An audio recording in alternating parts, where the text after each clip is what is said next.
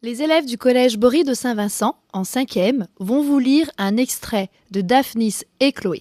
Daphnis, au courant de ce qui se produisait, ne prêtait attention qu'à la mer et s'amusait à regarder le bateau qui filait le long de la plaine plus vite qu'une aile. Et il essayait de se rappeler quelques-unes de ses chansons pour en tirer des airs sur sa syrinx. Quant à Chloé, qui faisait sa première expérience de ce qu'on nomme l'écho, tantôt elle regardait vers la mer où les matelots s'encourageaient, tantôt elle se retournait vers la terre en cherchant ce qui répondait.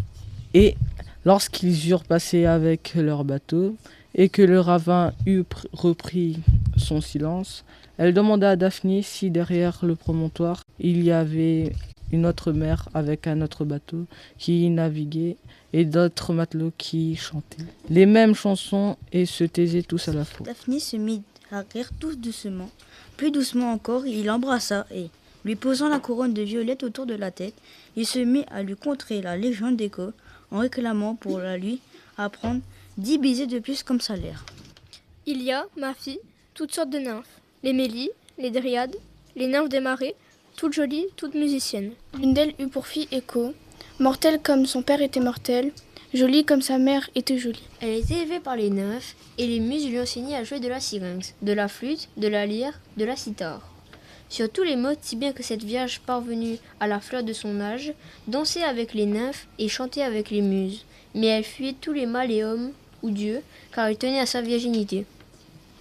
Pan se met en colère contre elle, jaloux de son chant et furieux de n'avoir pu jouir de sa beauté, et il communique sa rage aux bergers et aux chevriers.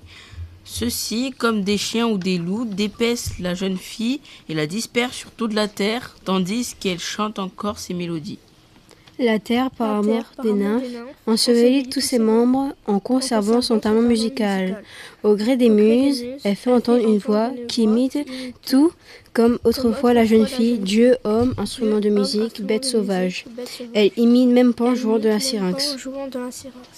Et celui-ci, en entendant bondit et court à travers les montagnes, sans autre désir que de savoir quel est cet élève qui se cache. Après qu'il eut conté cette légende, ce n'est pas 10 baisers mais bien davantage que Daphnis reçut de Chloé. Car peu s'en fallut qu'Écho ne répète ces paroles pour témoigner qu'il n'avait en rien menti.